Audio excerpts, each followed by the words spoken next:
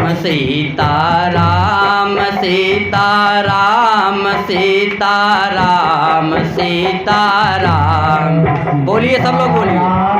सीताराम सीताराम सीताराम। भज मन राम राधे श्याम राधे श्याम राधे श्याम। राम राधे श्याम राधे श्याम राधे श्याम। सीताराम सीताराम सीताराम सीताराम। सीताराम सीताराम सीताराम सीताराम। सीताराम सीताराम सीताराम सीताराम।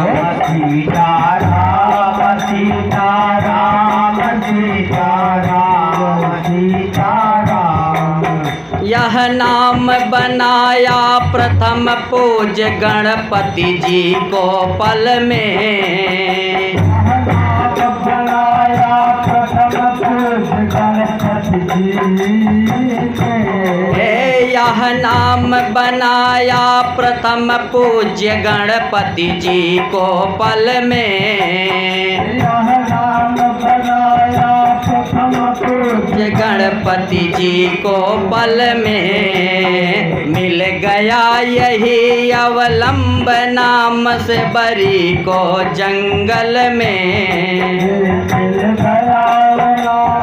अवलंब नाम सबरी को जंगल में। लाखों का बेड़ा पार किया। लाखों का बेड़ा पार किया। लाखों का बेड़ा पार किया। लाखों का बेड़ा पार किया। पहुँचाया हर के धाम। सीताराम सीताराम सीताराम सीताराम। सीताराम सीताराम सीताराम सीताराम। सीताराम सीताराम सीताराम सीताराम। सीताराम सीताराम सीताराम सीताराम। बजरंग बली के बल में इसकी महिमा भारी है।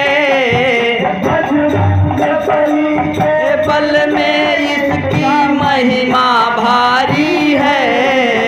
बजरंग बली के बल में इसकी महिमा भारी है।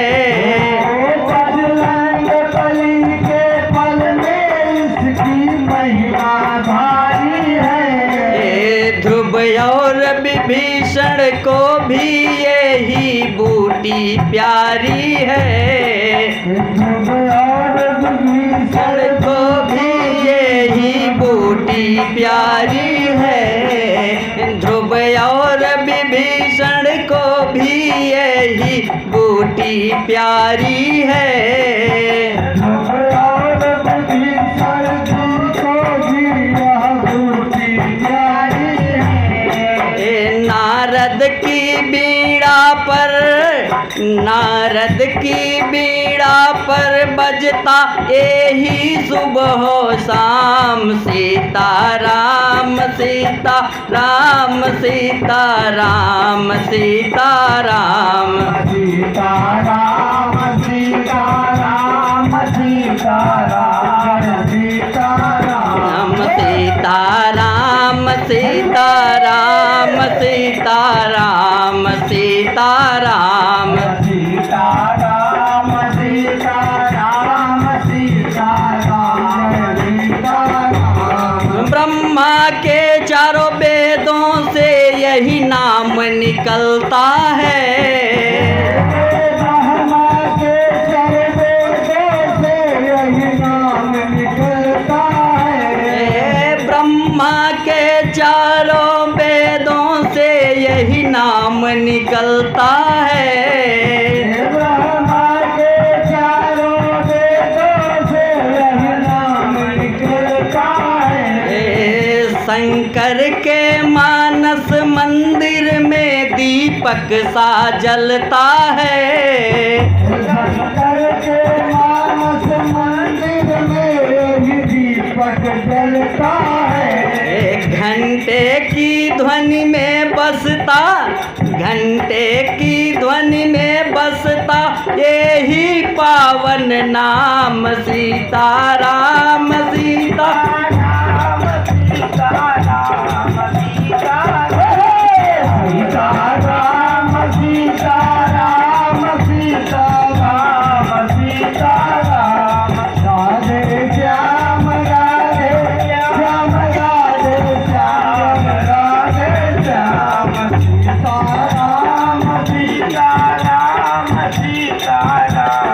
सीताराम सीताराम राधे श्याम राधे श्याम राधे श्याम राधे श्याम श्याम राधे श्याम राधे श्याम राधे श्याम सीताराम सीताराम सीताराम जय सीताराम सीताराम सीताराम सीताराम सीताराम राधे श्याम राधे श्याम राधे श्याम राधे श्याम राधे श्याम राधे श्याम राधे श्याम जय राधे श्याम सीताराम सीताराम सीताराम जय सीताराम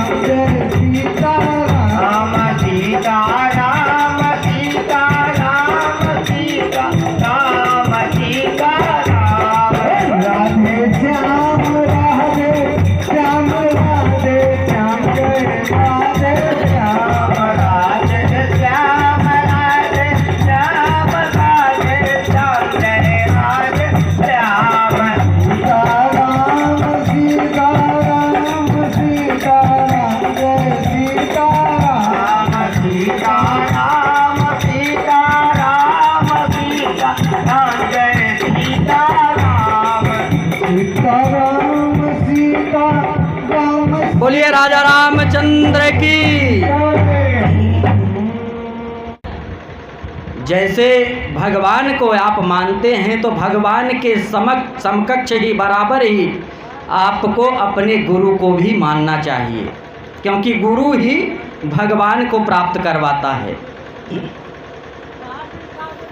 और सब कुछ बात कर रहे हैं कि गुरु की सेवा जब मुझे करनी होती थी तो गुरु की सेवा जो मुझे करना होता था वो सुदामा जी आप ही कर दिया करते थे।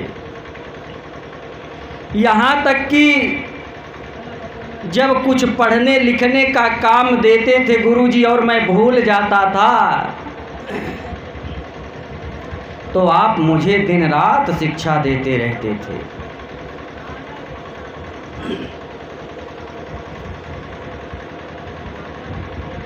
आप मुझे दिन रात शिक्षा देते रहते थे, इसलिए आप भी मेरे गुरु हैं। यही कारण तुम गुरु हमारे, नहीं भूलत उपकार तुम्हारे। और बातचीत करते करते कहते हैं, क्या कह रहे हैं कि वादीन की सुधि है ये द्विज राजा,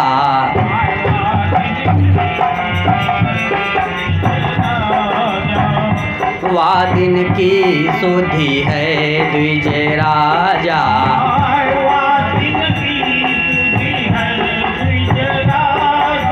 हम तुम गए लकड़ियन काजा,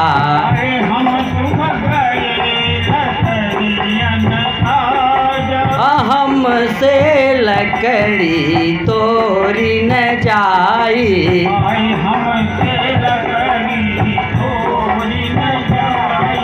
तुम ही तोरी धरे हम पाए,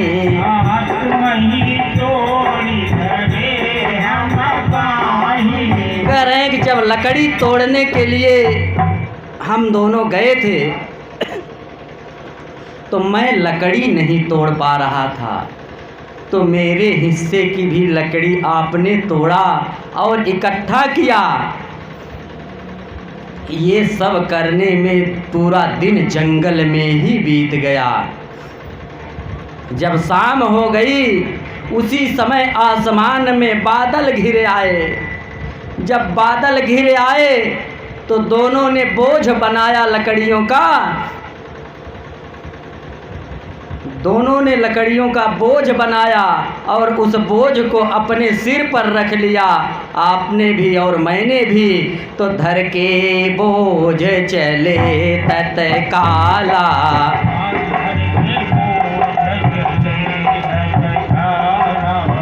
धर के बोझ चले तत्काला,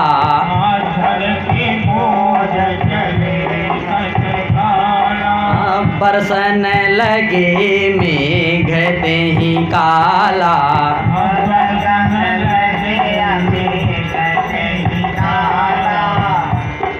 जब हम लोग सिर पर बोझ रख करके चलने लगे उसी समय घनघोर वर्षा होने लगी। कहा जाता कि सवेरे के झगड़ा और संझक पानी जल्दी बंद ना ही हो। क्यों? सुबह की झगड़ा दिन भर चलती है जब तक सो नहीं जाएंगे। माताएं बताएं सही है कि नहीं? वही जानता है जो, कौन बताएगा? जो जानता है। हाँ, सब नहीं बता सकते भाई। झगड़ा का मर्म सबको नहीं पता होता, जो इसके विशेषज्ञ होते हैं वही जानते हैं। तो शाम को बरसात, घनघोर वर्षा शुरू हुई और जब वर्षा होने लगी तो दोनों पेड़ पर चढ़ गए, अपनी सुरक्षा करने लगे। वही भगवान श्री कृष्ण सुदामा जी से कह रहे हैं कि जब बरसात होने लगी और ठंड लगने लगी तो आपने क्या किया कि अपने देह कष्ट तुम कीनो,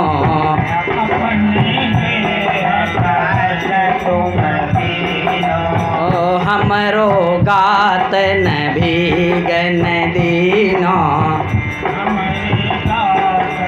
भीजन दीनो।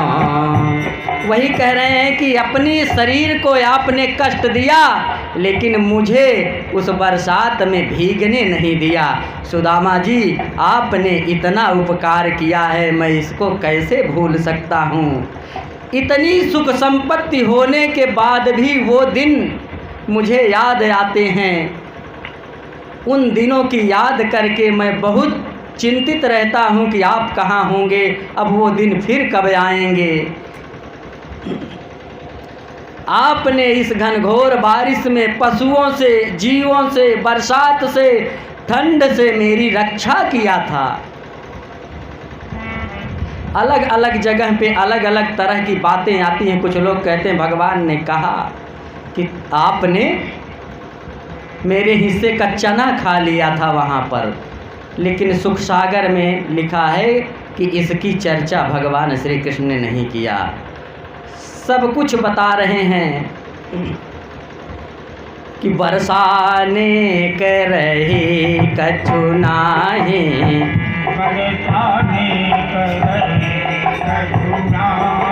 ऐसे गरी रहे न बसे बन माए, बसे बन माए। वर्षा बंद नहीं हुई, पूरी रात जंगल में रहना पड़ा। और जब गुरु जी को स्मरण हुआ, गुरु स्मरण भयउ जब मोरा, ढूंढत विपिन फिरे चहुओरा। गुरु जी को जब याद आई कि कृष्ण और सुदामा जंगल में लकड़ी लेने गए हैं तो जंगल में चारों तरफ ढूंढने लगे, पेड़ पौधों से पूछने लगे।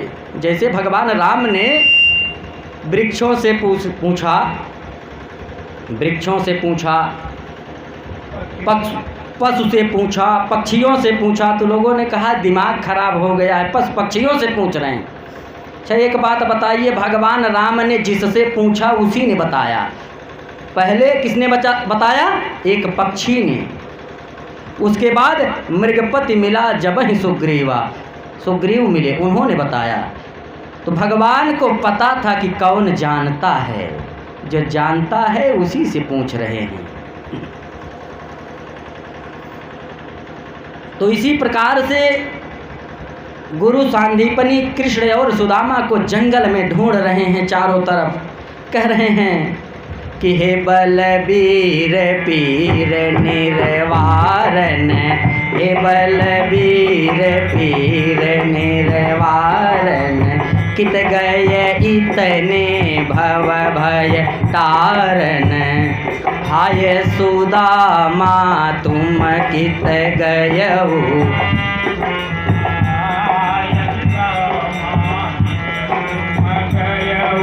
तुम बिन मम चित व्याकुल भयऊ।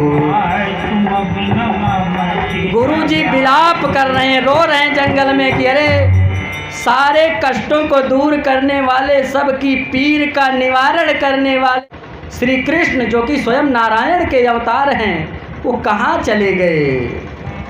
सारे भव भय बंधन को काटने वाले कृष्ण कहाँ हैं। हाय सुदामा तू कित गयऊ, अरे सुदामा कहाँ तुम चले गए। तुम बिन मम चित्त व्याकुल भयऊ, तुम्हारे बिना मेरा चित्त, मेरा मन बहुत घबरा रहा है, बहुत व्याकुल हो रहा है। इसी तरह से जंगल में ढूंढ रहे हैं। और जब हम तुमका बैठा पाए, तब गुरु के मन धीरज आए। जब मुझे और आपको एक पेड़ पर बैठा हुआ गुरु जी ने देखा, तो गुरु जी के मन में धीरज आया, धैर्य आया, संतोष हुआ कि मेरे दोनों शिष्य सुरक्षित हैं, मिल गए। गुरु जी हम दोनों को लेकर के आश्रम गए। उन दिनों को मैं भूल नहीं पाता, उसकी बहुत याद आती है। गुरु जी बहुत याद आते हैं, सारे गुरु भाई याद आते हैं, आप याद आते हो, गुरु माता की बहुत याद आती है। ये सब बातें करने के बाद भगवान श्री कृष्ण कहते हैं कि बहुत प्रीति कर देखन आए, बहुत प्रीति कर देखन आए,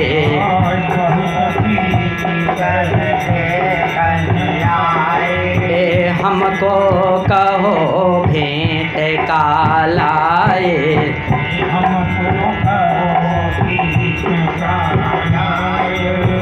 सुदामा जी से भगवान श्री कृष्ण ने कहा कि तुम तो मेरे परम प्रिय मित्र हो और तुम मुझसे अपार प्रेम करते हो।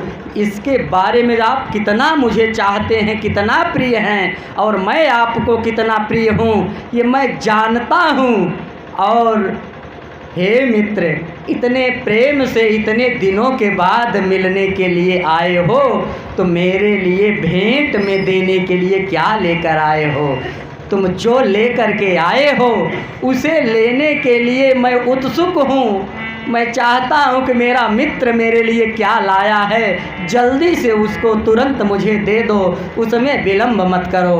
मेरा मन व्याकुल हो रहा है कि मेरा मित्र मेरे लिए क्या लेकर के आया है। अब सुदामा जी सोचे कि इतने बड़े राजा महाराजा, बड़े बड़े राजा इनके सामने नतमस्तक हैं, और मैं टूटा फूटा गंदे कपड़े में लपेट कर चावल ले आया हूँ थोड़ा सा, इनके सामने निकाल करके मैं इनका अपमान कैसे करूँ। सुदामा जी ने कहा कि मित्र, कहाँ भेंट मांगत मोहि पाही, घर से हम लायऊ कछु नाही। मुझसे भेंट कहाँ मांग रहे हो, मैं तो घर से कुछ लेकर के ही नहीं आया हूँ। मेरे पास भेंट देने के लिए कुछ है ही नहीं। क्या कह रहे हैं कि कछु नहीं मोहि ब्राह्मणी दीना,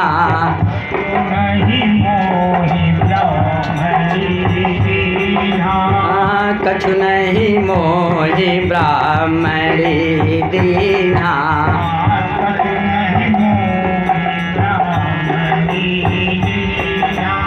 खाली हाथ गमन हम कीन्हा। सुदामा जी ने कहा, मित्र भेंट में लाने के लिए मेरे पास कुछ नहीं था, मैं कुछ नहीं लाया हूँ। न तो मेरे पास कुछ था, न तो तुम्हारी भाभी ने तुम्हारे लिए कुछ भेजा है, इसलिए मैं भेंट में कुछ नहीं लाया हूँ, मुझसे भेंट मत मांगो मित्र।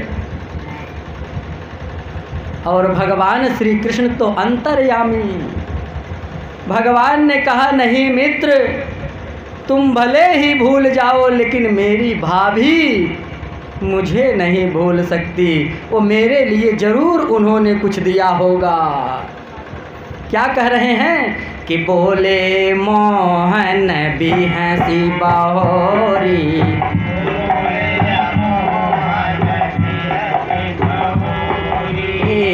काहे राखत हमसे चोरी।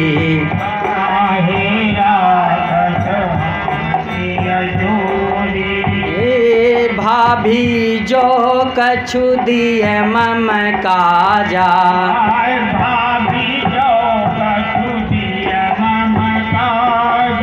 सो अब देहूँ करहूँ मत लाजा।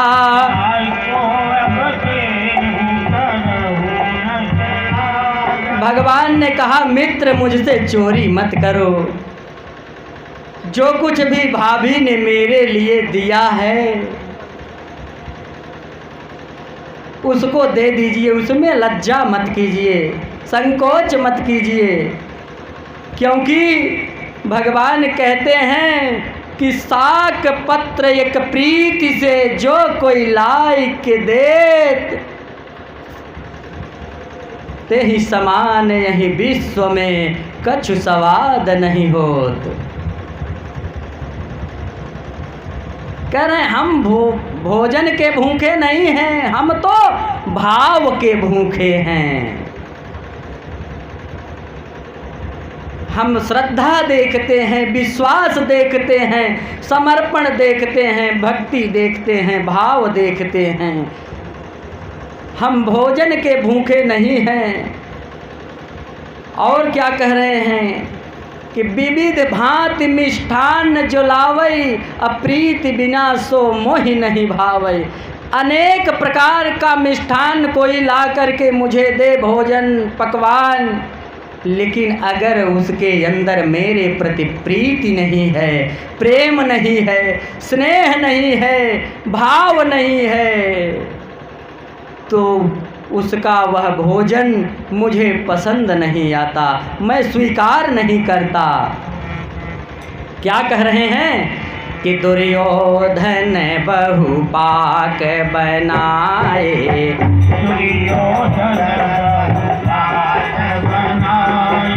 प्रीति बिना सो मोहि ना भाए।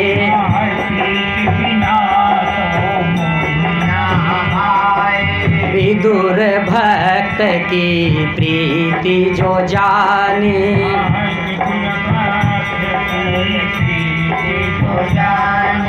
बासी साक बहुत रुचि माने।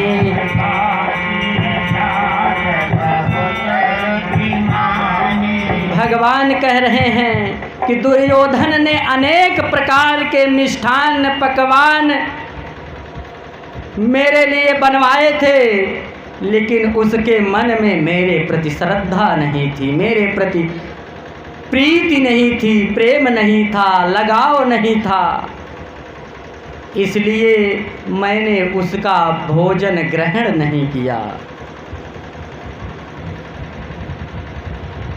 और कह रहे हैं कि विदुर भक्त के मन में प्रेम था, तो मैंने बासी शाक को भी बड़े प्रेम से उनके यहाँ ग्रहण किया। यहाँ तक कि विदुरानी ने मुझे केले के बजाय केले का छिलका दे दिया तो मैंने केले के छिलका भी खा लिया। मैं भाव देखता हूँ, कौन क्या दे रहा है ये नहीं देखता, मैं मानव का मन देखता हूँ। और मैं जानता हूँ मित्र कि आपका मन बहुत निर्मल है। और ऐसे ही बता रहे हैं कि और क्या कह रहे हैं कि झूठे बैरी से बरी मोही दीने,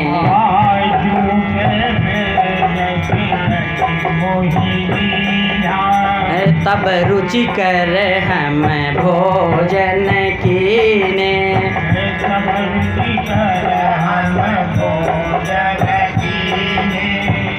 कह रहे हैं कि सेबरी ने मुझको झूठी बैर खिला दिया था, लेकिन मैंने उसके भाव को देख करके बड़े प्रेम से झूठी बैर को बड़े प्रेम के साथ बार बार बखान करके खाया। हालांकि रामचरितमानस में बैर शब्द का उल्लेख नहीं है, लेकिन सुखसागर में लिखा गया है कि झूठी बैर सेबरी मोहि दीने, तब रुचिकर हम भोजन कीन्हे। वहाँ पर कंदमूल फल की बात की गई रामचरितमानस में। कौन सा फल था ये नहीं बताया गया, कौन सा फल था ये नहीं बताया गया। आइए, सेबरी की चर्चा हो रही है तो एक वर्षा गीत के माध्यम से आनंद लेते हैं। सेबरी की बैर भगवान राम कैसे खाए। राम सेबरी के झूठी बैर खाई गए, लखन घबराई गए ना। राम सेबरी की झूठी बैर खाई गए, लखन घबराई गए। हाँ, राम सेबरी के झूठी बैर खाई गए, लखन घबराई गए ना।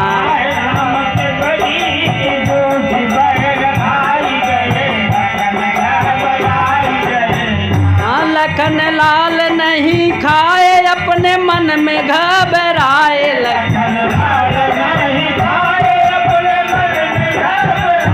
लखन लाल नहीं खाए अपने मन में यह कुलाए।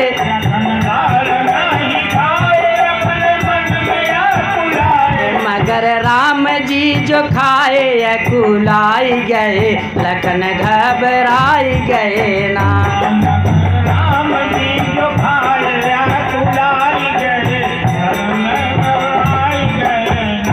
राम सेबरी के झूठी बैर खाई गए, लखन घबराई गए ना।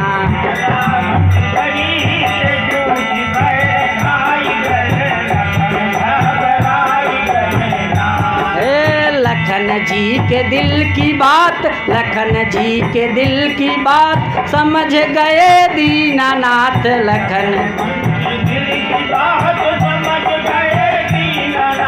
लखन जी के मन की बात समझ गए दीनानाथ।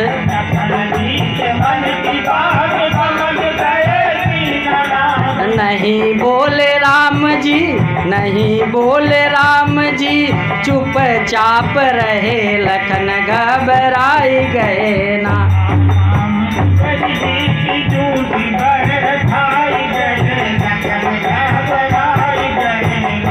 राम सेबरी के झूठी बैर खाई गए, लखन घबराई गए ना।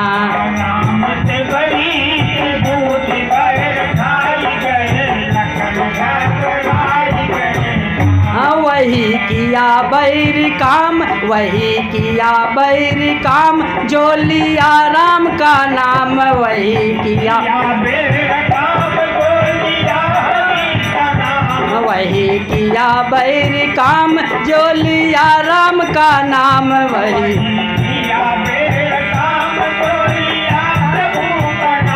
लखन लाल जब रण में मुरझाई गए, लखन घबराई गए ना। लखन लाल जब रण में मुरझाई गए, लखन घबराई गए।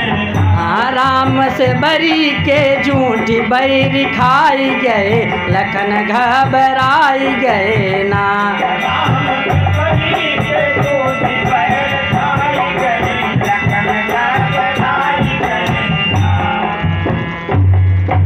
तो वही भगवान कह रहे हैं कि सेबरी ने मुझे झूठी बेर खिलाई। और रामचरितमानस में बेर शब्द का उल्लेख नहीं है। भगवान राम वनवास से जब अयोध्या आए तो तमाम प्रकार के भोजन बढ़िया बढ़िया बनाकर खिलाया जाता था और पूछा जाता था कि जो भोजन आपने आज पाया, भोजन प्रसाद, वो कैसा था, स्वाद कैसा था उसका। तो भगवान यही कहते कि स्वाद तो बहुत अच्छा था, लेकिन जंगल में एक माता जी मिली थी, उन्होंने कुछ खिलाया था, पता नहीं क्या खिलाया था, वैसा स्वाद इसमें नहीं है। तरह तरह के मिष्ठान, तरह तरह के फल, तरह तरह के मेवा, जो भी लोगों की समझ में आया सब कुछ बना करके सारे व्यंजन खिला दिए भगवान को। लेकिन भगवान ने यही कहा कि जंगल में एक माता जी मिली थी, उन्होंने कुछ खिलाया था, वैसा स्वाद इसमें नहीं है। ये चर्चा दूर दूर तक फैली, सब लोगों ने अपनी अपनी तरफ से प्रयास करके देख लिया। जनकपुर तक सूचना पहुंच गई तो जनकपुर से संदेशा आया कि यहाँ भेज दीजिए हमारे यहाँ कुछ दिनों के लिए, कुछ दिन हमारे यहाँ रहें, हमारी सेवा को स्वीकार करें, हो सकता है यहाँ कुछ अच्छा लग जाए। भाई ससुरारी बड़ी प्यारी, वो कल बताया था ना व्यास जी ने कि जमन कमाई जाए ससुरारी, तो ससुरारी बड़ी प्यारी, हो सकता है भाई यहाँ का कुछ अच्छा लग जाए। अरे सराहजे के हाथे खाए के पई हैं, सड़ुआइनी के हाथे खाए के पई हैं, तो हो सका था कुछ अच्छा लग जाए। तो चारों भाई तैयार हो गए जाने के लिए जनकपुर। और जब चारों भाई तैयार हुए तो जितने भालू बंदर थे सब तैयार हो गए कि हमहू मामा के घरे चला। सब तैयार हो गए कि हम भी मामा के घर चलेंगे, हम भी मामा के घर चलेंगे। भगवान ने कहा कि वहाँ आप लोगों का क्या काम है, आप लोग क्यों चलेंगे। तो सारे बंदरों और भालुओं ने क्या कहा, वाह प्रभु गजब कहते हैं आप। अरे जब राक्षसों के साथ फाइटिंग करनी थी तो हम लोग थे, अब मामा के यहाँ अकेले चले जाओगे। भगवान ने कहा ठीक है आप लोग चलिए, लेकिन जामवंत और अंगद के दिशा निर्देश में रहिएगा, इधर उधर उत्पात मत कीजिएगा। सब ने कहा ठीक है। चले गए वहाँ पहुँचे कहाँ, जनकपुर। तो सोने का पीढ़ा रखा गया, जब भोजन के लिए सोने का पीढ़ा आया। अब जामवंत जी देखिए कितना दिव्य पीढ़ा सामने रखा गया, किसी पे बैठेंगे तो जामवंत जी ने उठा करके अपने सिर पे रख लिया कि इतना सुंदर पीढ़ा, इसको सिर पे रखना चाहिए। और जब जामवंत जी ने अपने सिर पे रखा तो जितने भालू बंदर थे सबको निर्देश था कि इन्हीं के हिसाब से काम कीजिएगा। सब उठा करके अपने सिर पे रख लिए। अब सब देख रहे हैं कि सब पीढ़ा अपने सिर पे रखे हैं। तब तक लक्ष्मण आए, कहे ये क्या कर रहे हो, एकदम बेइज्जती खराब कर दे रहे हो। बेइज्जती खराब होती है, इज्जत खराब होती है ना, बेइज्जती क्या खराब होगी। तो उन्होंने कहा एकदम इस तरह से कर रहे हो, लोग क्या कहेंगे, नीचे रखो और उसी पर बैठो। तो नीचे रख करके उस पीढ़ा पे सब बैठ गए। अब भोजन आने लगा। भोजन में हर प्रकार के व्यंजन थे, सब कुछ था, यहाँ तक कि कटहर का कोवा रहा, कटहरे कोवा उह रहा। तो जामवंत जी उस कटहल के कोवा जो था उस कोवा को उठाए, ऐसे देख रहे हैं ये क्या है, उसको दबाए। जब उसको दबाए तो उसकी गुठली निकल कर ऊपर गई। जब ऊपर गई तो जामवंत जी ने सोचा कि किसी की थाली में गिरेगा तो जूठा हो जाएगा। जामवंत जी भी उछल पड़े कि किसी की थाली में नहीं गिरने देंगे, ऊपर ही पकड़ लिया। अब जब जामवंत जी ने ऐसा किया तो जितने भालू बंदर थे सब ऐसे उछाल उछाल करके लगे पकड़ने, उछल उछल के। अब क्या हो रहा है, कोई इनकी थाली में गिर रहा है, कोई उनकी थाली में गिर रहा है, इधर उधर सब गिर रहे हैं। तब तक लक्ष्मण जी आए बड़े क्रोध में, बोले अंगद। कहें जी महाराज। कहें तूने नाक कटा दी। कहें क्या कहा? कहें तूने नाक कटा दिया। नहीं प्रभु, नाक को काटने कटाने का काम आपका है, ये आप ही को शोभा देता है, हम लोग ये नहीं करते। तो वही बता रहे हैं कि जूठी बैर से बरी मोहिदीन है, तब रुचकर हम भोजन कीन हैं। बड़े प्रेम से मैंने उसको ग्रहण किया था।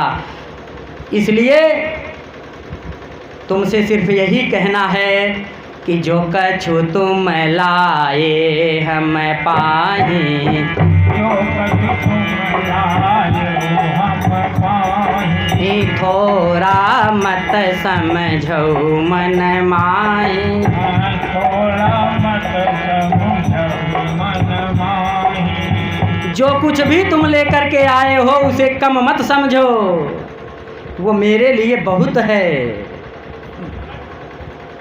अब भगवान जान गए हैं कि सुदामा जी क्या लेकर के आए हैं, कांख के नीचे दबाए हुए हैं, देख रहे हैं और कह रहे हैं कि वह चावल मुझे बहुत पसंद हैं, बहुत पसंद आ रहे हैं, बल्कि उसके बराबर बहुत सारे मिष्ठान यहाँ पे हैं, लेकिन वह मुझे अच्छे नहीं लगते।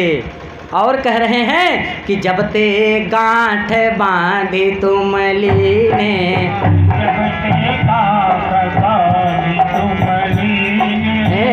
तब ते हम उनमें धृग कीने,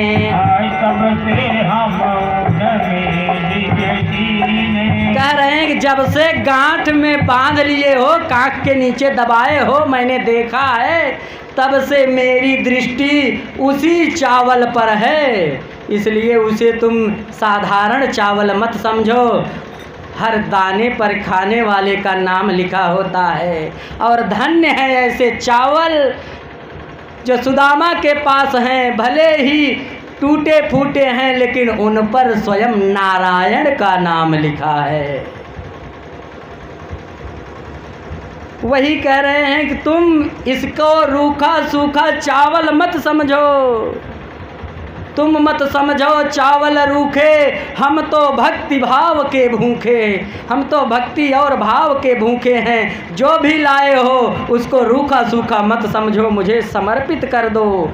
लेकिन अब सुदामा जी तो और भी लज्जित होते जा रहे हैं कि इनको पता भी चल गया कि मेरे पास चावल है, रूखा सूखा है, कांख के नीचे मैंने दबा के रखा, मेरी चोरी पकड़ लिया कन्हैया ने। कि ज्यों ज्यों वैसे कह दुराई, ज्यों ज्यों वैसे कह दुराई, त्यों त्यों ब्राह्मण अधिक लजाई, त्यों त्यों ब्राह्मण अधिक लजाए। जैसे जैसे ये कह रहे हैं, चावल के बारे में पूछ रहे हैं, मांग रहे हैं भगवान, सुदामा जी और भी लज्जित होते जा रहे हैं, उनका सिर झुकता जा रहा है, वह उस चावल को छुपाना चाहते हैं।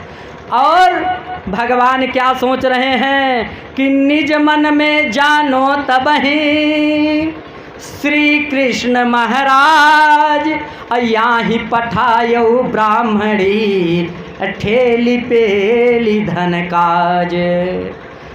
ये अपने मन से नहीं आए हैं, इनकी पत्नी ने जबरदस्ती धक्का दे करके भेजा है, और ये यहाँ पर इस चावल को नहीं देना चाहते।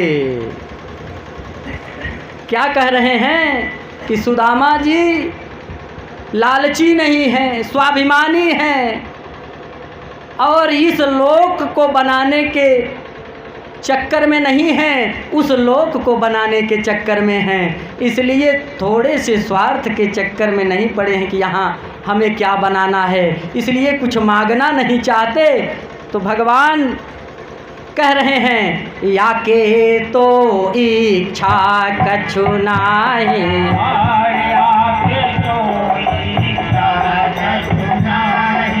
अति निर्मोह रहत जग माई।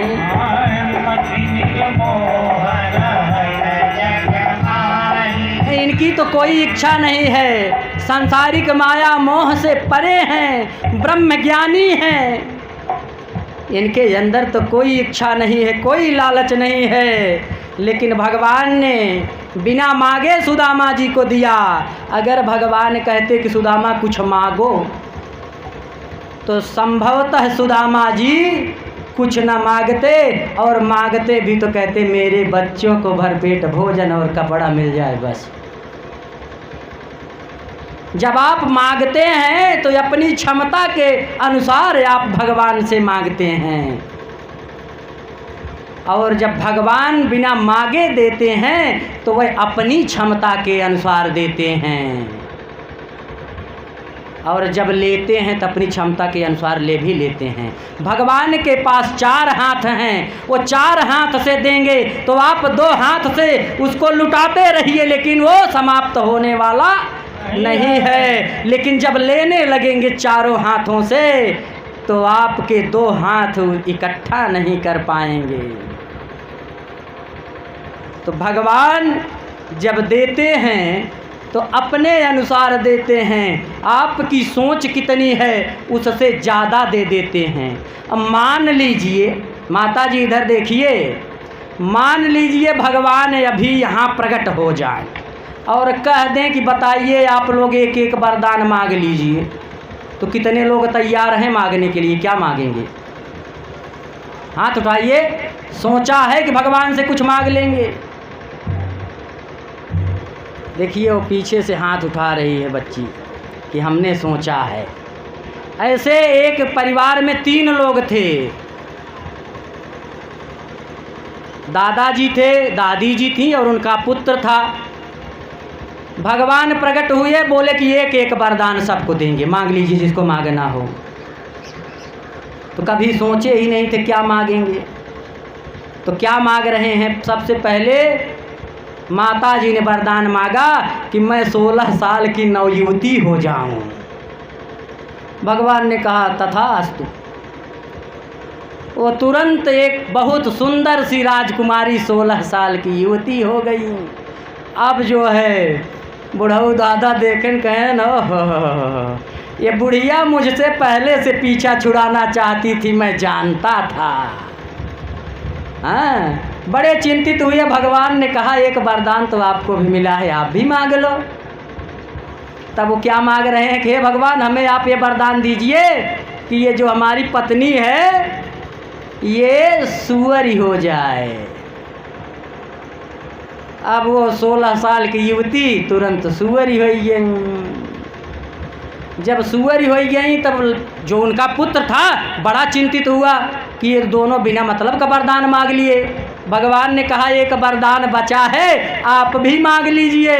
तो पुत्र ने कहा कि भगवान मेरे माता पिता जैसे थे वैसे हो जाएं।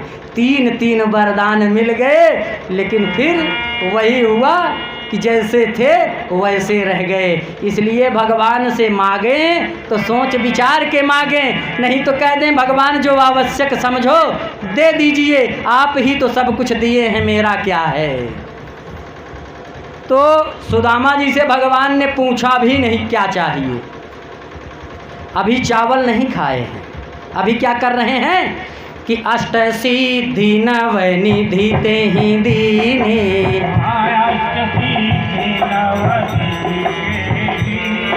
विश्वकर्मा को आज्ञा कीने,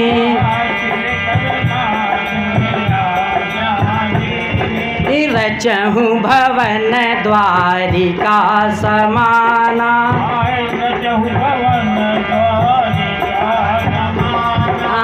रचहु नगर द्वारिका समाना।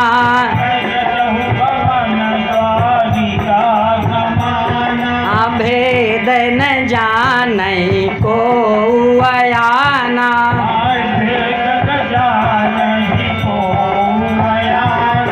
भगवान श्री कृष्ण ने विश्वकर्मा को बुला करके, विश्वकर्मा भगवान को बुलाया और कहा कि सुदामा जी के गांव में जाओ और द्वारिका जैसा भवन नहीं नगर बसा दो।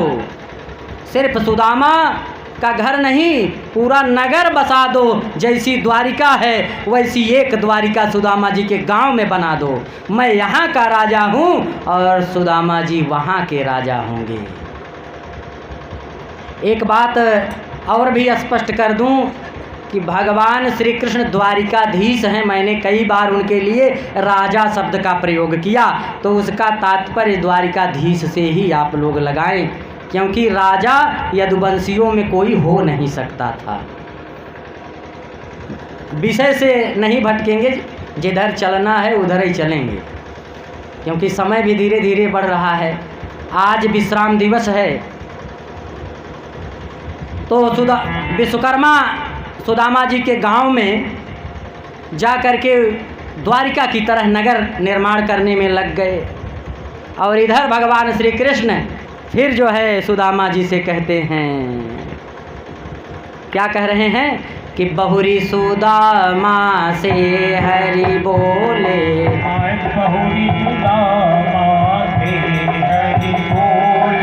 बहुरी सुदामा से हरि बोले।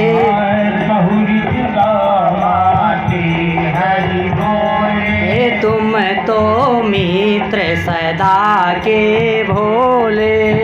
तुम तो मित्र सदा के भोले। अब क्यों राखत हमसे चोरी। अब क्यों राखत हमसे चोरी। तंदुल काहे देत न छोरी। तंदुल काहे कह रहे हैं कि हे ब्राह्मण देवता, अब मुझसे किस बात की चोरी रख रहे हो। जो चावल लेकर के आए हो उसको मुझे दे दो, बिल्कुल भी लज्जा मत करो। लेकिन सुदामा जी क्या कर रहे हैं कि छोरत गांठ न सकुचत मन में। अरे भली हंसी भई चौथे पन में। 3 अवस्थाएं बीत चुकी हैं, चौथी अवस्था है जैसे तैसे बीत जाती। मैं यहाँ चला आया हूँ, अभी इन फटे कपड़ों से थोड़ा सा चावल जब निकलेगा तो यहाँ पर जो लोग हैं कितना हंसी उड़ाएंगे, कितना आनंद लेंगे। यह सोचकर सुदामा जी अपने स्वाभिमान की चिंता करके शर्मिंदा हो रहे हैं और अपना सिर झुका करके पोटरी को दबाए जा रहे हैं। लेकिन भगवान श्री कृष्ण ने समझ लिया कि अब सुदामा जी सीधे साधे कहने पर पोटरी देने वाले नहीं हैं। इसलिए क्या किया कि पोटरी पकड़ी श्याम जब ऐची।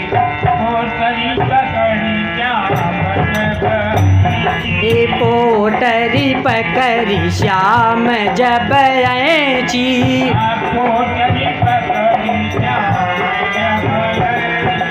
अपनी तरफ सुदामा खींची।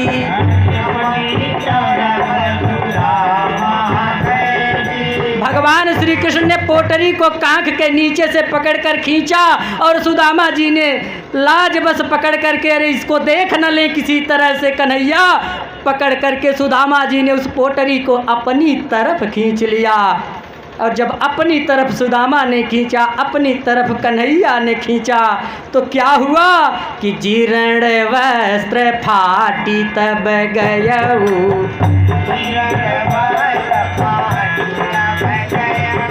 तंदुल फैलत कौतुक भयऊ। वस्त्र कौन सा था? वही जीर्ण वस्त्र जिसने किसी तरह से लपेट कर चावल को रखे थे, गांठ नहीं बंध रही थी, वही वस्त्र था। उसको कन्हैया ने अपनी ओर खींचा और सुदामा ने अपनी ओर खींचा। वह सड़ा हुआ जर्जर गंदा वस्त्र वहीं फट गया और चावल नीचे जमीन पर फर्श पर गिरकर बिखर गया। और जब बिखर गया तो भगवान श्री कृष्ण ने नीचे से ही चावल को उठाया और एक मुट्ठी चावल अपने मुंह में डाल लिया और उस चावल को खा करके, चावल को ग्रहण करके भगवान बार बार प्रशंसा करने लगे। करे वाह, क्या स्वाद है! ऐसा स्वाद तो आज तक मुझे कभी मिला ही नहीं। कह रहे कि अब लो बहुत अन्न हम खायो, ऐसन स्वाद कतहु नहीं पायो। कह रहे हैं कि जसुदा बहु विधि माखन दीने,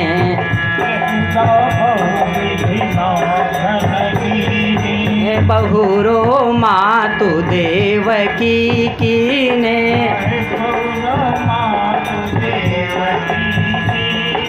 तीनहु में यह स्वाद न पायो। ओ जैसन स्वाद आज बनी आयो।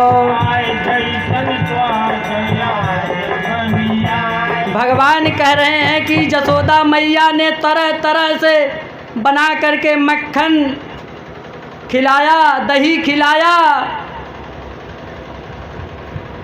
लेकिन उसमें कोई स्वाद, ये स्वाद नहीं मिला। स्वाद तो मिला, लेकिन जो स्वाद इस चावल में मिल गया, ये स्वाद उसमें भी नहीं मिला। बहुत प्रकार से माता देवकी ने मुझे व्यंजन दिया, लेकिन ये स्वाद उसमें भी नहीं मिला। भोजन नित्य बनत घर माही, ऐसन स्वाद होत तिन नाही। जो रोज मेरे भवन में भोजन बनता है वह भी बहुत स्वादिष्ट होता है, लेकिन ऐसा स्वाद उस भोजन में भी नहीं था, कभी नहीं मिला। और क्या कह रहे हैं कि दधि माखन खायो बहु तेरो,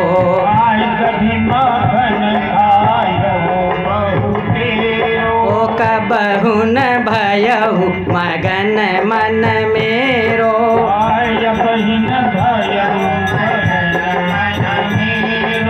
भोजन किए अनेकन ठाई,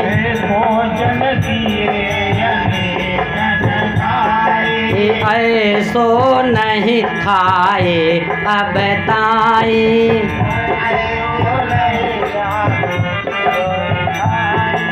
भगवान ने कहा कि मैंने बहुत सारा दही मक्खन खाया, लेकिन जिस तरह से इस चावल को खाने के बाद आनंद आ रहा है, ऐसा आनंद कभी नहीं आया। जितना मन मेरा आज प्रसन्न हुआ है, इतना मैं कभी प्रसन्न नहीं हुआ।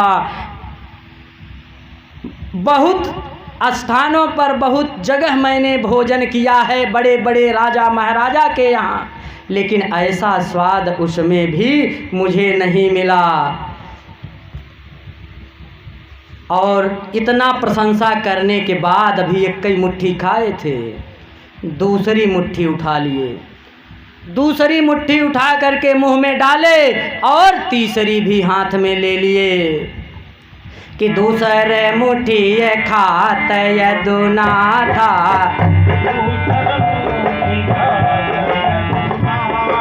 दूसर मुट्ठी खात यदुना था,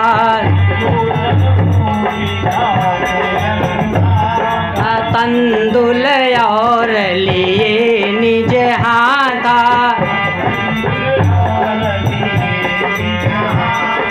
चाहत मुख में डारन जबही, चाहत मुख में डारन जबही, रुक्मिणी हरि को पकड़ो तबही। दो मुट्ठी खा लिए, तीसरी मुट्ठी लिए और जैसे ही मुंह में डालने लगे, माता रुक्मिणी ने आकर के भगवान का हाथ पकड़ लिया। जब हाथ पकड़ लिया तो भगवान क्रोधित हो गए। क्रोधित होकर क्या कह रहे हैं कि क्यों रस में विष बाम कियो तुम, क्यों रस में विष बाम कियो तुम, और न खान दियो एक फंका। अभिप्र ही लोक तृतीयक देत करी तुमने, क्यों अपने मन शंका। अभामिनी मोही जी माई भली विधि, कौन रहे जग में नर रंका। लोग कहें हरि मित्र दुखी, हम सो न सहेउ यह जात कलंका। भगवान क्रोधित होकर कह रहे हैं कि जो मैं चावल के स्वाद में जो रस मिल रहा था, उसमें तुमने मेरा हाथ पकड़ करके जैसे विष डाल दिया है, विष बमन कर दिया है। एक फंका और क्यों नहीं खाने दिया, एक मुट्ठी मुझे और क्यों नहीं खाने दिया। मैं ब्राह्मण को तीनों लोक देने जा रहा था, तीसरा लोक देते हुए तुमने अपने मन में शंका क्यों उत्पन्न कर दी। और कह रहे हैं कि मुझको भोजन करा करके जो मुझे प्रसन्न कर देता है, वह दुनिया में कभी रंक नहीं हो सकता, निर्धन नहीं हो सकता, दरिद्र नहीं हो सकता। और दुनिया के लोग जब जान गए हैं कि सुदामा द्वारिकाधीश के मित्र हैं, तो लोग कहें हरि मित्र दुखी, हम सो न सहेउ यह जात कलंका। ये कलंक मैं सहन नहीं कर पाऊंगा। अब माता रुक्मिणी ने भगवान को समझाया। क्या समझाया कि प्रभु आपने जो कुछ भी दिया ठीक किया, लेकिन कुछ ध्यान में रखिए कि एक एक मुट्ठी देत एक लोका।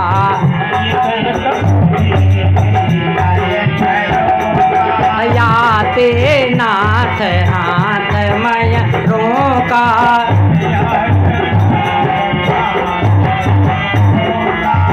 कहा एक एक मुट्ठी में आप एक एक लोक दान कर रहे हैं, इसलिए मैंने आपका हाथ रोका है।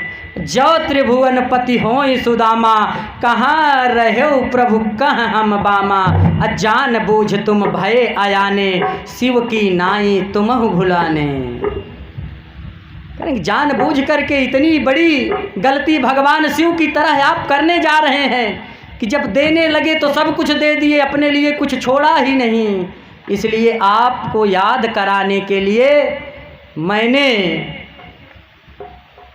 आपका हाथ पकड़ा है।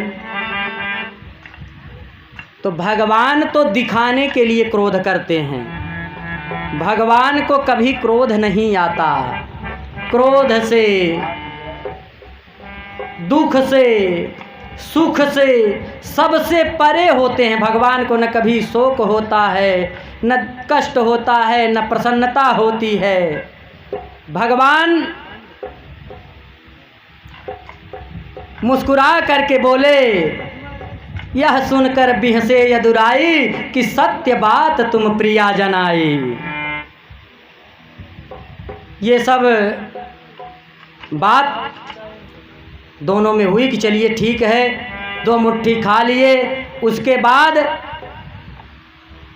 सोर परेउ सब नगर में, आयउ एक द्विज आज, कियो समर्पित लोक दुई, होई प्रसन्न ब्रजराज। चारों तरफ ये चर्चा होने लगी कि भगवान ने 2 लोक दान कर दिया एक ब्राह्मण को। रात बीती, बात बीती, बातचीत बंद हुई। और जब सुबह हुई, शायद समय का इशारा हो रहा है जल्दी जल्दी सुदामा जी को उनके घर पहुंचा दें। तो रात जब बीत गई तो प्रातः होत बोले घन श्यामा।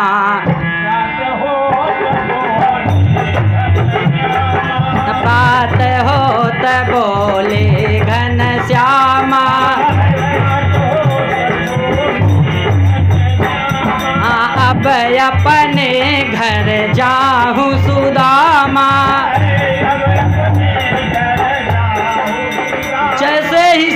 हुआ, भगवान ने सुदामा जी से कहा, सुदामा जी अब अपने घर जाओ।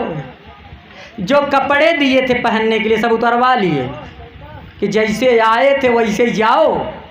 अब भगवान सुदामा जी सोचे कि अब कुछ दक्षिणा उक्षिणा दे करके विदा करेंगे। अब दक्षिणा क्या दें भगवान? बुलाए रुक्मिणी को और रानियों के कि आओ आशीर्वाद ले लीजिए सुदामा जी से।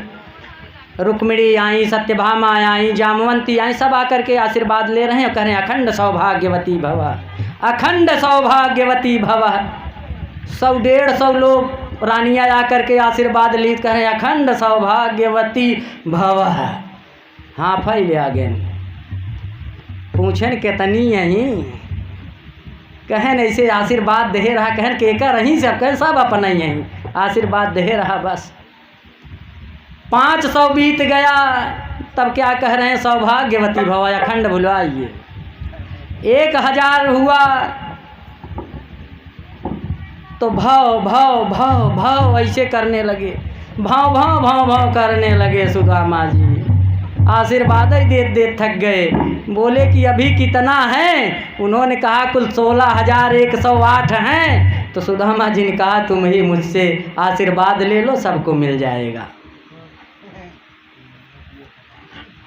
एक बात है, पुरुषों को मिलने वाला आशीर्वाद महिलाओं को नहीं मिलता, मिलता है। देखिए मन में एक प्रैक्टिकल कर लीजिए आप लोग, किसी महिला को आशीर्वाद दे करके देखिए, वो आशीर्वाद किसी न किसी पुरुष को जाता है। ठीक है, मन में आशीर्वाद दे लीजिए।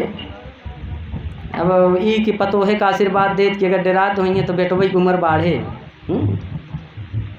तो अब किसी पुरुष को मन में दीजिएगा, किसी पुरुष को गाली देकर देखिए, मन में दीजिएगा किसी पुरुष को गाली देकर देखिए कहाँ जा रही है। मन में देकर के देखिएगा, किसी न किसी महिला को जाएगी। सही बोल रहा हूँ गलत बता दिया कीजिए आप लोग। तो सुदामा जी ने भगवान श्री कृष्ण को आशीर्वाद दिया। श्री कृष्ण ने कहा चलो बाहर तक छोड़ देता हूँ।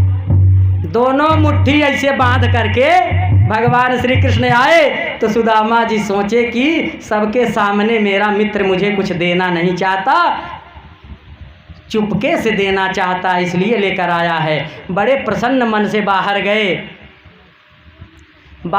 जब बाहर आए तो भगवान श्री कृष्ण कह रहे हैं सुदामा, बोले हाँ कन्हैया।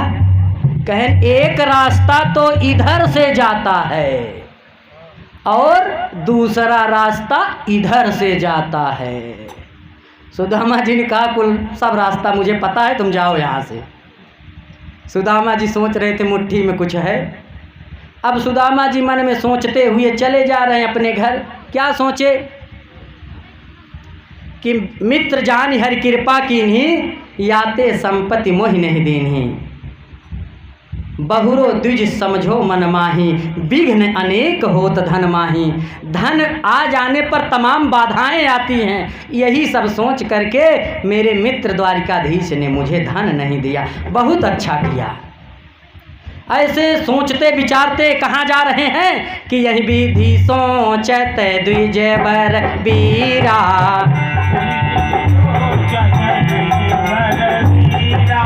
यही विधि सोचत द्विज बर बीरा।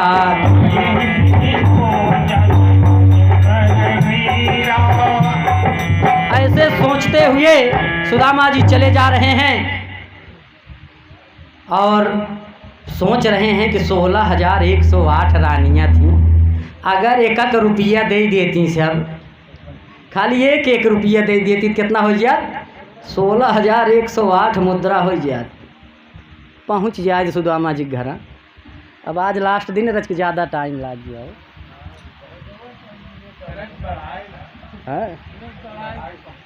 नहीं ऐसा है ना कि एक माता जी थी, थोड़ा मोटी थी तो वो गई डॉक्टर के पास कि डॉक्टर साहब मोटापा बढ़ी बा, कौनो दवाई दे देता। तो डॉक्टर दवाई लिखे, कहन कई रोटी खा तू, कहीं ज़्यादा ना खाए। डॉक्टर साहब यही लगभग 1500 खाए ले थे। डॉक्टर कहें जब 15 से इकट्ठे कम ज़्यादा जिनके रहा, लेकिन 5 रोटी अब खावा करा।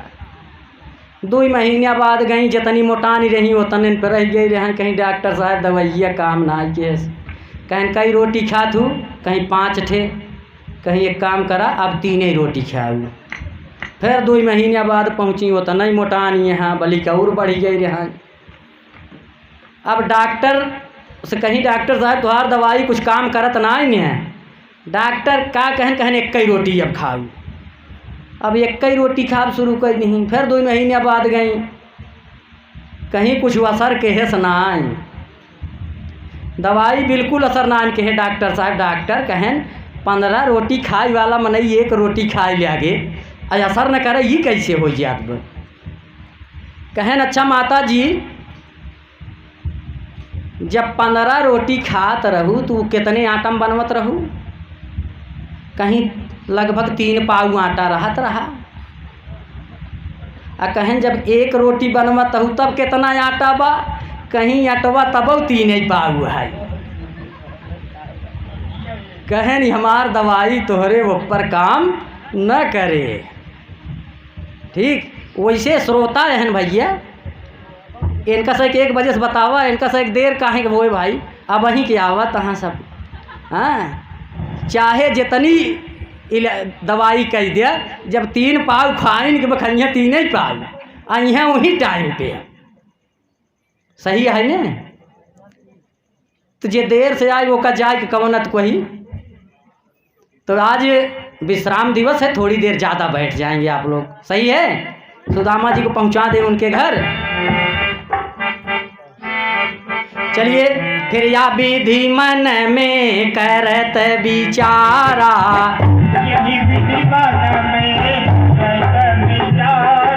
या विधि मन में करत विचारा,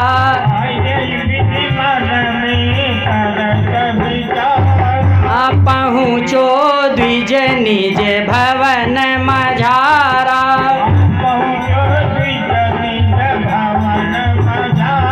अपने गांव में पहुंच गए सुदामा जी और देख रहे हैं, क्या देख रहे हैं कि चारों तरफ बड़े बड़े महल ऊंचे ऊंचे बने हुए हैं, सोने चांदी के हाथी घोड़े रथ सब दिखाई दे रहे हैं। अब सुदामा जी बड़े चिंता में पड़ गए कि मैं तो द्वारिका गया था, मेरी मड़ई गायब हो गई, मड़ई तो गई गई, लेकिन सुदामा जी पाड़े रहें, कहन पड़ाइन गायब हैं। पाड़े जी लौट के आए तो देखा तहन कि तो पड़ाइन गायब हैं। सबसे बड़ी दिक्कत है यह है। आइए किस भाव में कह रहे हैं, ये मेरी एक अपनी रचना है। सुदामा जी लौट के आए और पड़ाइन के लिए कितने चिंतित हैं, कैसे रो रहे हैं बेचारे।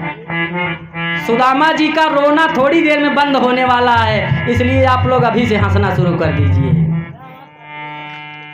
क्या कह रहे हैं कि गजब फंसे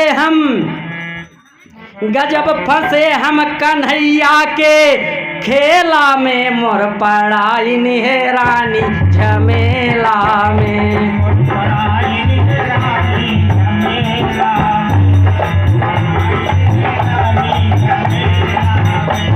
गजब फंसे हम कन्हैया के खेला में, मोर पड़ाइन है रानी झमेला में। मोर पड़ाइन है रानी झमेला में, मोर पड़ाइन है रानी झमेला में।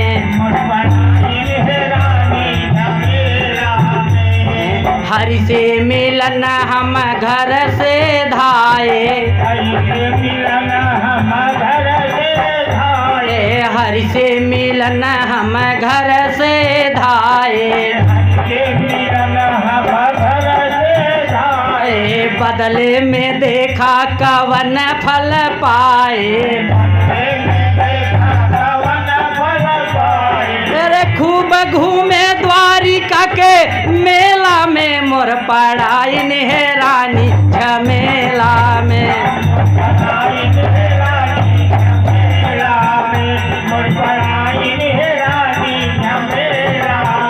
गजब फंसे हम कन्हैया के खेला में, मोर पड़ाई नेहरानी झमेला में, मोर पड़ाई रानी झमेला में, मोर पड़ाई रानी झमेला में। हाथी घोड़ा देख के सोचई, हाथी घोड़ा देख के सोचई, हाथी घोड़ा देख के सोचई, हाथी घोड़ा देख के सोचई। महल अटारी ऊंच ऊंच देखई, महल अटारी ऊंच ऊंच देखई, महल अटारी ऊंच ऊंच देखई। और कह रहे हैं कि अरे कैसे पहुंची अपने चारियू गदेला में, मोर पड़ाई नेहरानी झमेला में, पड़ाई रानी झमेला में, मोर पड़ाई रानी झमेला में। मोर पड़ाई नेहरानी झमेला में, मोर पड़ाई नेहरानी झमेला में। मोर पड़ाई रानी झमेला में। अरे हम तो द्वारिका जाइत नाही, हम तो द्वारिका, हम तो द्वारिका जाइत नाही, हम तो द्वारिका जाइत नाही। हमका पड़ाई निठेली पठाई, हमका पड़ाई निठेली पठाई, हमका पड़ाई निठेली पठाई। हमका पड़ाई निठेली पठाई। अरे साथ छूट लई ही ठेली ठेला में, मोर पड़ाई नेहरानी झमेला में, मोर पड़ाई रानी झमेला में, मोर पड़ाई रानी झमेला में। गजब फंसे हम कन्हैया के खेला में, मोर पड़ाई नेहरानी झमेला में। मोर पड़ाई रानी झमेला में, मोर पड़ाई रानी झमेला में। अरे कैसे खोजबै आपन नारी,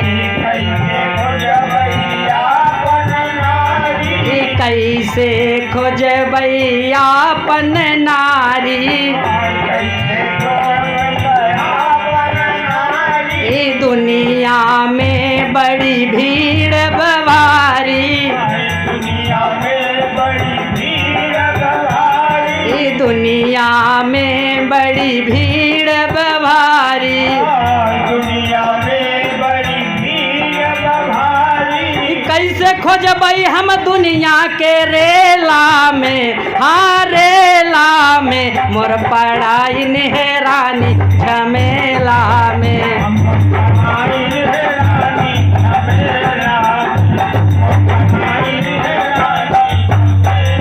हमें मोर पड़ाई नेहरानी झमेला में, मोर पड़ाई नारी वियोग महसूस भवायाज हो, नारी वियोग महसूस भवायाज हो, नारी वियोग महसूस भवायाज हो, नारी वियोग महसूस भवायाज हो। एका सुनायन कृष्ण महाराज हो,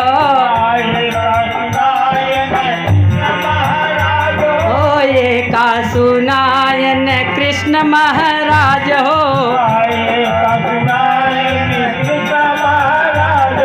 इसलिए प्रिय बहन पुष्कर जी के चेला में, हाँ चेला में, मोर पड़ाई नेहरानी झमेला में, मोर पड़ाई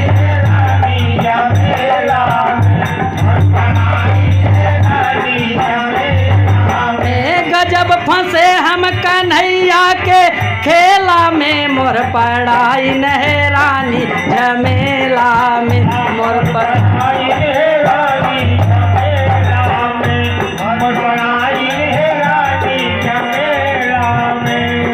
द्वारिकाधीश भगवान श्री कृष्ण की। सुदामा जी देख रहे हैं, रो रहे हैं। अब क्या करें, पढ़ाइन पता ही लता ना इन कुछ। तो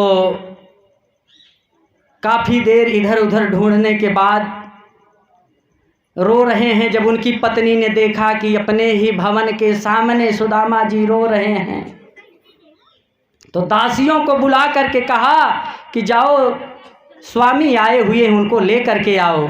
दासियों ने आ करके बहुत प्रकार से अनुनय विनय किया कि इस भवन में चलिए। तो सुदामा जी ने कहा कि ऐसा नहीं, एक घरे में गा रहे हैं भाई, लौट के आए ई दशा भव दोबारा चला जाप त काजनी का हो जाए।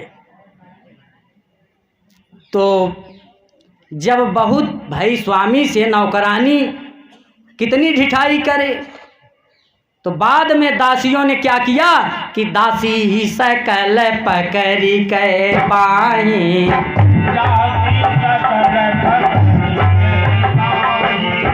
लई आई निज आंगन माही,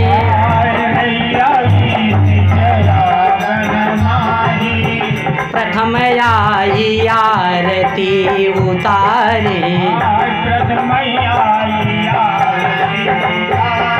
चरणन माही परी पुनि नारी।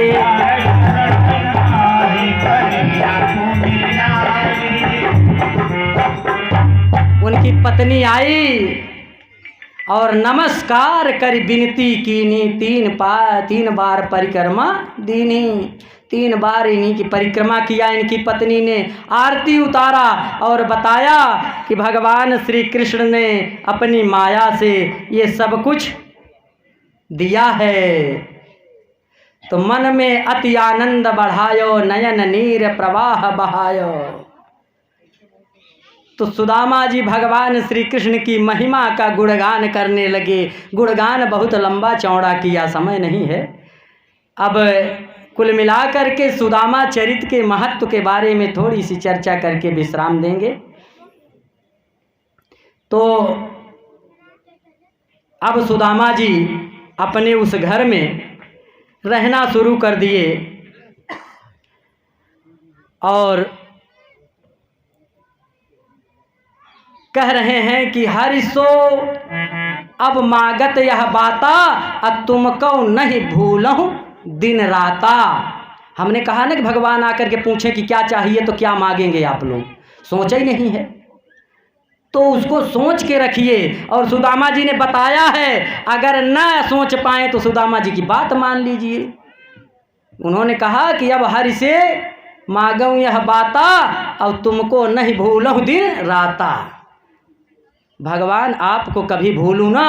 और कह रहे हैं, जो जन ज्ञानवंत जग माही, हरि से हरि बिन मागत नाही। जो ज्ञानी हैं वह भगवान से भगवान को ही मांग लेते हैं कि प्रभु आप ही मिल जाओ और कुछ नहीं चाहिए। तो अगर भगवान कहें कभी तो यहाँ पर भाई, यहाँ तो अपना घर बहुत दिन के लिए है नहीं, तो यहाँ के लिए क्यों मांगें, उन्हीं को मांग लें, जहाँ भी रहें वो साथ रहें। तो सुदामा जी ने यही बताया कि यद्यपि धन को गए सुदामा, लेकिन धन और मुक्ति दई घनश्यामा। सुदामा को धन तो मिला, लेकिन धन और मुक्ति दोनों भगवान ने सुदामा जी को दिया। और सुदामा जी की कथा का जो सार है, अब वही आप लोग सुनने जा रहे हैं कि जब से द्विज के तंदुल खाए, भगवान श्री कृष्ण ने जब से सुदामा जी का वो चावल खाया, जब से द्विज के तंदुल खाए, असो हरि अबलो नहीं बिसराए। और जगन्नाथ बनि कृपा निकेता, खात भात निज जनन समेता। सुदामा जी का चावल उन्हें इतना प्रिय लगा कि वह आज तक नहीं भूल पाए। और भगवान जगन्नाथ के रूप में जगन्नाथपुरी में भगवान प्रतिदिन भात का भोग लगाते हैं, चावल का नहीं। भात और चावल खाते समय लोग कहते हैं ना चावल दीजिए, चावल कच्चा होता है, अब भात वही जब पक जाता है तो भात हो जाता है। चावल कच्चा होता है और भात पक्का होता है, और जो लोग भात दे देते हैं वो भी पक्के हो जाते हैं। सही है कि नहीं? जो लोग भात दे देते हैं वो भी पक्के हो जाते हैं। तो वही कह रहे हैं कि जब से द्विज के तंदुल खाए, सो हरि अवलव नहीं बिसराए, जगन्नाथ बन कृपा निकेता, खात भात निज जनन समेता, जो कोई जाई भात सो खई हैं, बिन संदेह ते सुरपुर जई हैं। जो कोई भी जा करके वहाँ पर भात को खाएगा, प्रसाद को पाएगा, वो बिना संदेह ही वैकुंठ लोक को जाएगा, भगवान को प्राप्त करेगा। और सुदामा जी जो इतने निर्धन थे, कितने निर्धन थे कि तंदुल मिलत नहीं एक दिन के, भवन कंचन के करें। तंदुल मिलत नहीं एक दिन के, भवन कंचन के करें। जिन पगन में पन ही नहीं, सोई सुभग रथ गज हय चरे।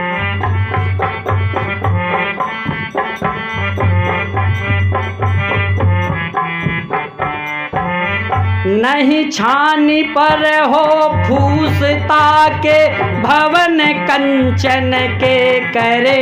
प्रभु जयति जयत कृपालु, प्रभु जयति जयति कृपाल, आनंद कंद श्री कमलावरे।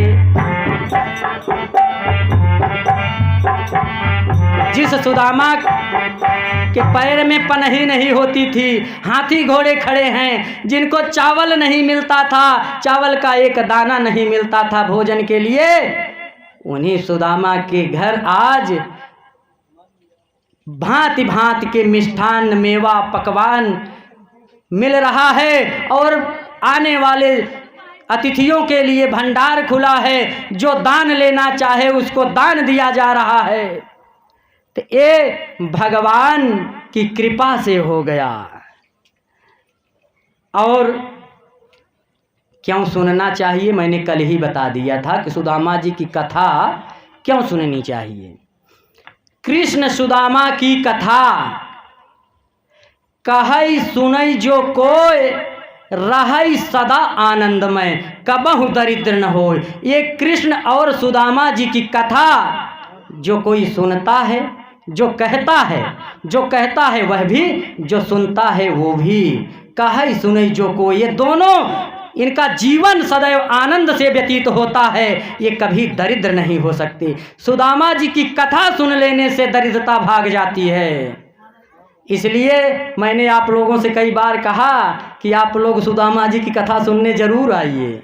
और जो लोग ना सुन पाए हों, बता दे रहा हूँ, जो लोग ना सुन पाए हों, देर से आए हों, आधी अधूरी कथा सुने हों, तो YouTube पर एक चैनल है जिसका नाम है मन का उद्गार। चैनल का नाम है मन का उद्गार। मैं अपने मन का उद्गार, संतों के मन का उद्गार, कथा, ये सब उसी चैनल पर डालता रहता हूँ। आप लोग उस चैनल पर सुदामा जी की पूरी कथा सुन सकते हैं, जो बाद में आए या दोबारा सुनना चाहते हैं। आपके स्नेही जन देश विदेश में कहीं भी हों, आप YouTube चैनल मन का उद्गार याद कर लीजिए, मन का उद्गार, उसके माध्यम से आप कहीं भी, कहीं देश विदेश में, जहाँ भी आपके घर के लोग, परिवार के लोग, रिश्तेदार, मित्र रहते हों, आप लिंक भेज करके उन्हें ये कथा श्रवण करा सकते हैं। और कथा सुनना जितना पुण्य का कार्य है, जैसे आप आ रहे हैं कथा सुनने, तो किसी को अगर ले करके आएंगे साथ कि चलिए आप भी कथा सुन लीजिए, तो जितना पुण्य उसको मिलेगा उसमें 10% कमीशन आपका बन जाएगा। सही बता रहे हैं। और कहीं दान किया आपने, मान लीजिए 10,000 किया, 10 लोगों से बता दिया, तो सारा दान समाप्त हो गया, उसका पुण्य 10 लोग बांट लिए, आपके हिस्से में कुछ नहीं बचा। इसलिए कथा में आए तो जिनको भी आपके जो स्नेही जन हो सबको लेके आइए, जहाँ भी हो रही हो। और ये मत टिप्पणी कीजिए कि अरे फलाने महाराज बहुत निक कहत रहने से कहता ही न्याय बनत। सुखदेव भगवान कथा कह रहे थे, उनके दादा परदादा नीचे बैठकर कथा सुन रहे थे। उनसे उम्र में बहुत ज़्यादा के ऋषि मुनि महात्मा उनसे बैठकर कथा सुन रहे थे। तो कथा आपके जीवन की सारी व्यथा को समाप्त कर देती है। जरूरत है कथा को अपने जीवन में जीने की। अगर आप आज 8वां दिन है कि 9वां दिन है कथा का, जो मैं समझ रहा हूँ 9 दिन होना चाहिए। आज 9वां दिन है, 10वां दिन है, 10वां दिन है। तो जो लोग इन 10 दिनों में यहाँ आकर के कथा सुने, मेरे द्वारा सुनाई गई कथा, और भी व्यास हमसे अच्छे अच्छे वक्ता आए, आप लोगों को कथा सुनाई, अच्छी बातें ही बताई जाएंगी कथा में आपको, चाहे जो आए। तो उन बातों में जो मेरी बात जो अच्छी लगी हो उसे स्वीकार कर लीजिएगा। अगर मैं लगभग 7 दिन यहाँ रहा हूँ, 6-7 दिन, इन 6-7 दिनों में मेरे द्वारा, क्योंकि आज के बाद आप लोगों के सामने आने का शायद फिर कभी सौभाग्य बहुत दिन बाद मिले तो मिले, लेकिन इन दिनों मेरे द्वारा, वाणी के द्वारा, व्यवहार के द्वारा, कार्य के द्वारा, किसी आचरण के द्वारा आप लोगों को कोई कष्ट हुआ हो, इस गांव के लोगों को कोई कष्ट हुआ हो, तो आप लोग उसको भूल जाइएगा। क्योंकि व्यासपीठ पर बैठा हुआ व्यक्ति क्षमा नहीं मांग सकता। कथा में गलत भी बोल जाए तो उसके लिए क्षमा नहीं मांग सकता हो, और ना किसी से प्रणाम कर सकता है। जो व्यासपीठ पर बैठ गया वो यहाँ उस गांव में जब तक व्यासपीठ पर बैठ रहा है, जब तक कथा चल रही है, तब तक वो कितना भी कम उम्र का हो या कितनी भी ज़्यादा उम्र का हो, वो किसी को प्रणाम नहीं कर सकता। सब लोग उसे प्रणाम कर सकते हैं। इसलिए क्षमा तो मांगी नहीं जा सकती। यही निवेदन है कि अगर कुछ गलत लगा हो तो उसको भूल जाइएगा, और अगर जो बातें अच्छी लगीं अपने जीवन में उतारने का प्रयास कीजिएगा। जो कथा यहाँ पर हुई, इसमें से जितनी भी बातें बताई गई, कोई एक व्यक्ति अगर एक ही बात को मान करके अपने जीवन में उतार लेता है तो कथा का प्रयोजन सफल मान लिया जाता है। तो इसलिए आप सभी से निवेदन है कि आप सब बहुत अच्छे श्रोता रहे, बहुत अच्छा सहयोग किया। यहाँ पर जो कथा सुनने आते हैं, आने के बाद आपस में बातचीत नहीं करते, ये देख करके बहुत अच्छा लगा। यहाँ के लोग बहुत अच्छे हैं, और कहा जाए तो ये दूसरा नैमिषारण्य है, क्योंकि यहाँ लगातार 52 वर्षों से कथा चल रही है। ये तो साल भर में भगवान के जन्मोत्सव के रूप में आप लोग 10 दिनों तक कथा सुन रहे हैं। और मैंने सुना कि जिनके सानिध्य में ये कथा चल रही है, ऐसे परम आदरणीय श्री मानस मराल, श्री देवमणि मिश्रा जी हर रविवार को यहाँ कथा सुनाते हैं। अब कथा सुनने लोग आते भी हैं। तो जैसे सौनक जी को सूत जी ने कहा कि कथा रस का अमृत पान करने में आप कुशल हैं, वैसे आप लोग भी कथा रस का अमृत पान करने में बहुत ही कुशल श्रोता हैं। एक बार आप लोग अपने लिए जोरदार ताली बजा लीजिए।